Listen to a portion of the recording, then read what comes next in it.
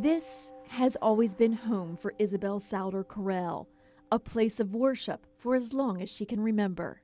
We had the loveliest time living in the country. Nobody lived out this way at all. Through the years, St. Mary's, a once small country church, has blossomed, just as the daffodils Isabel once planted.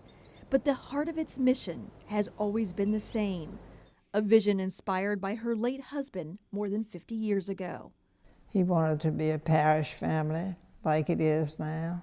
He wanted to have deep faith. Isabel's St. Mary's story began when she was a child, attending the quaint church built just after the Civil War in memory of the infant Mary Allen. There were no people that lived out here.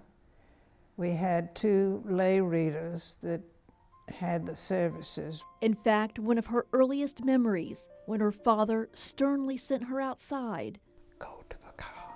for giggling during one of the litany prayers. They read the litany often, and one of the petitions in the litany says, "Would it please thee, O Lord, to illuminate all bishops, priests, and deacons?" And Mr. Chamberlain read it. "Would it please thee, O Lord, to eliminate all bishops, priests, and deacons?" And then I said, "See, we have no minister, so be careful what you pray for." A few years later, Isabel would meet the man of her dreams, Holt Souder. My mother brought him home to meet me. And that was it.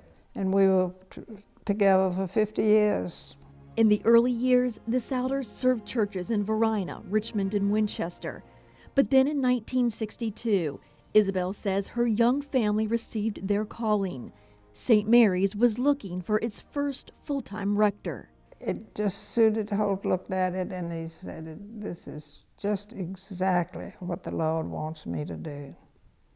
And it was a real match.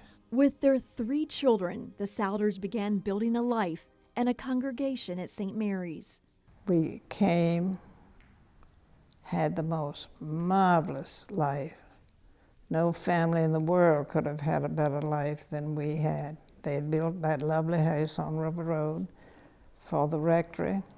It was there that Isabel began hosting luncheons, bringing people together from all across Richmond. At church, she organized Sunday school classes, planted flowers and trees. All the daffodils we planted ourselves. And she started traditions that continue to be honored at St. Mary's today. And I was very careful not to do anything anyone else would do. And I found out that Christmas Day was a time that the children were at loose ends. And I said, well, I think I'll have a birthday party for the baby Jesus on Christmas Day. It was the Souders' love of their parish family that eventually transformed this small mission church into a thriving congregation. It was wonderful because everyone felt that they owned it and each other. There was a real dependency on other church members.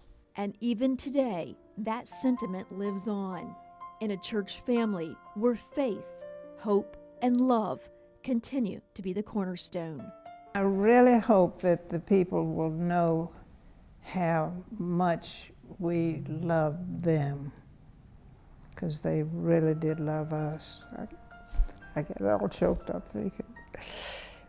Their love and affection that they expressed to us is just unbelievable.